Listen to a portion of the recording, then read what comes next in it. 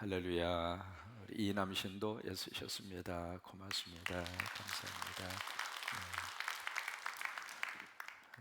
69편의 요절 말씀은 30절이었죠. 30절 같이 한번 기억합니다. 시작. 내가 노래로 하나님의 이름을 찬송하며 감사함으로 하나님을 위대하시다. 거기까지만 하시면 되겠습니다.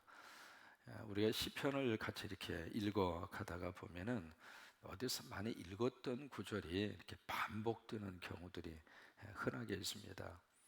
오늘 이 시편 70편도 마찬가지입니다. 이 시편 70편은 시편 40편 13절에서 17절까지의 말씀하고 똑같습니다. 다만 이제 하나 차이가 나는 것은 시편 40편에서는 여호와라고 하는 단어 대신에 이 70편에서는 하나님이라고 하는 호칭만 이렇게 바꿔줬을 뿐이고 내용은 똑같습니다. 왜 이런 현상들이 이제 나타나게 될까? 몇 가지 이유가 있습니다. 여러분 노래 중에서도 아주 유명하고 사람들이 이렇게 즐겨 부르는 노래는 다른 가수에 의해서 리메이크를 하잖아요. 그죠? 그런 것처럼 이 시편 70편의 내용도 그런 성격을 가지고 있고, 또 하나는 그만큼 사람들이 이 시를 좋아했다 그 말이에요. 그래서 같은 시가 약간씩 시대를 따라서 같은 내용으로 애송이 되고 또 애독이 되고 사람들이 즐겨 좋아했던 시다라고 하는 것을 이제 볼 수가 있습니다. 이 시편 70편은 몇 가지 내용으로 이제 구별이 될 수 있는데 짤막한 시잖아요. 5절밖에 되지 않으니까. 근데 이제 몇 가지 내용으로 이렇게 구별이 될 수 있는데 가장 큰 내용은 저처럼 하나님, 악인들은 하나님이 선봐 주세요. 이게 첫 번째 주제입니다. 근데 구체적으로 이 악인들이 누군가라고 하는 것을 여기서 1절 이하에서 설명을 하고 있습니다. 악인들이 누구냐면 세 가지입니다. 첫째로 남의 목숨을 해치는 사람. 이것처럼 악인이 없습니다. 여러분, 목숨과 생명은 하나님의 영역입니다. 그런데 남의 목숨을 해친다고 하는 것은 하나님을 대적하는 거예요. 우리가 왜 이웃을 사랑해야 되는가? 여러 가지 이유가 있습니다만은 그 이유 속에 하나님이 계시기 때문에 이웃을 사랑하라 그러고요. 왜냐하면 인간은 철저하게 누구의 형상대로 창조받았어요? 하나님의 형상. 하나님의 형상대로 창조받았다는 이야기는 그 사람 속에 하나님이 있다 그 말이에요. 좀 신체적으로 좀 불구가 된다 하더라도 그게 그렇게 인간을 무시할 만한 그런 요소가 안 된다 그 말이거든요. 그 속에 하나님이 있어요. 그러니까 여기서 남의 목숨을 해친다는 이야기는 결국 하나님을 대항한다 그 말이거든요. 그게 이제 악인이라고 하는 거예요. 두 번째 여기 산이라고 하는 것은 칼빈이 그렇게 해석합니다. 세상의 큰 세력을 산이라고 표현한 거예요. 칼빈이 해석을 하기를.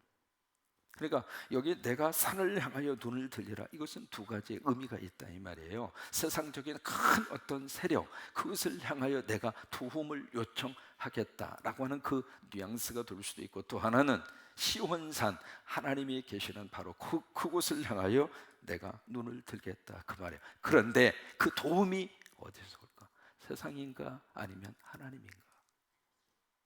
그리고 하는 말이 2절에 딱 결론을 내리기를, 그래, 나의 도움은 천지를 지으신 누구? 이게 신앙의 결론이라 이 말이에요. 그래서 모세의 다ян도 그 믿음의 고백, 그 고백과 함께 딱 6일 만에 그 전쟁이 끝나버려요. 그 뒤로 중동의 역사가, 지도가 바뀌어 버렸어요. 헐몬산 많이 들어보셨을 거예요. 헐몬산 원래 그거 이스라엘 땅 거 아닙니다. 요르단 거예요. 근데 6일 전쟁 때 그걸 뺏었어요. 사해 이쪽 지역의 유다 광야, 그쪽 지역도 다 사실은 그 이스라엘 거가 아니에요. 근데 그때 뺏었어요. 그 다음에 이쪽에 그 갈릴리의 반토막도 이스라엘 거가 아니에요. 근데 그것도 6일 전쟁 때 뺏은 거예요.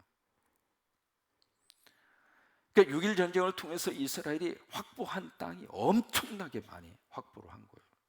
근데 아직까지 안 줘요. 1967년도에 뺏었거든요.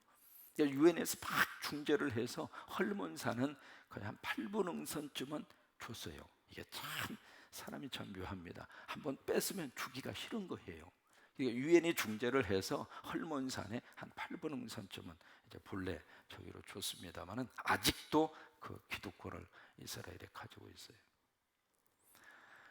결국 나의 도움은 어디서부터 오는가? 하나님이라고 하는 거예요. 이게 그냥 생각으로 말하는 그 저희가 아니라 실질적으로 구체적으로 삶 속에서 그래, 나 도와주실 분은 하나님이라 이거예요. 그 야구 선수들이 가장 두려워하는 말이 있습니다. 야구 배트를 딱 잡잖아요. 잡았을 때 손이 들린다라고 하는 말, 울린다라고 하는 말을 합니다. 손이 울린다. 이렇게 배트를 딱 이렇게 잡고 스윙을 하잖아요. 볼이 이렇게 왔을 때, 그때 만약에 이 손이 울리면 참 묘한 현상이 나타난다는 겁니다. 이게 손목이 부러진 것도 아니고 삔 것도 아닌데 시즌 내내 제대로 타율이 안 나온답니다. 이 방망이를 잡았을 때 느슨하게 잡아가지고 느슨한 상태에서 이제 볼을 치니까 손이 울리는 거예요, 이게. 그래서 그런 상태로 만약에 볼을 한번 친 그런 경험이 있다면 계속해서 이쪽 이 팔 전체가 힘이 제대로 힘을 못 쓴다고 하는 거예요.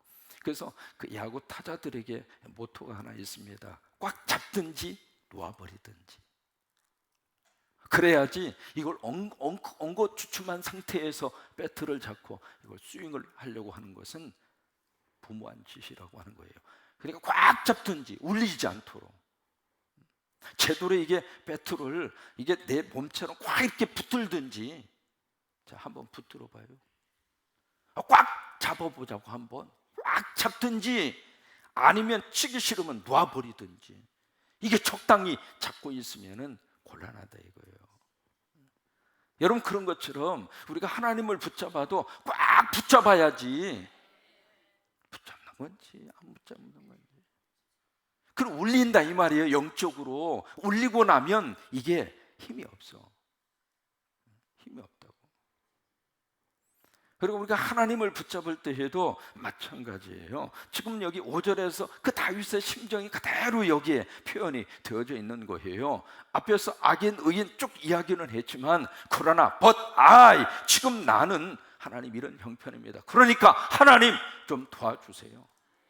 근데 그것이 그냥 입 바는 소리가 아니라 생각으로 하는 그런 말이 아니라 말 그대로 확 붙잡고 나 하나님밖에 도와줄 사람 없습니다.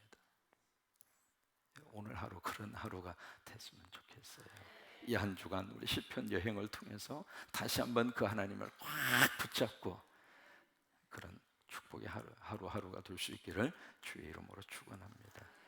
자, 우리 요절 말씀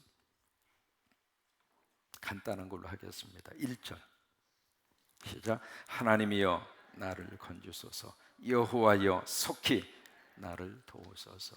다시 한번 시작. 하나님이여 나를 건지소서, 여호와여 속히 나를 도우소서. 한 번만 더 합니다. 하나님이여 나를 건지소서, 여호와여 속히 나를 도우소서. 아멘.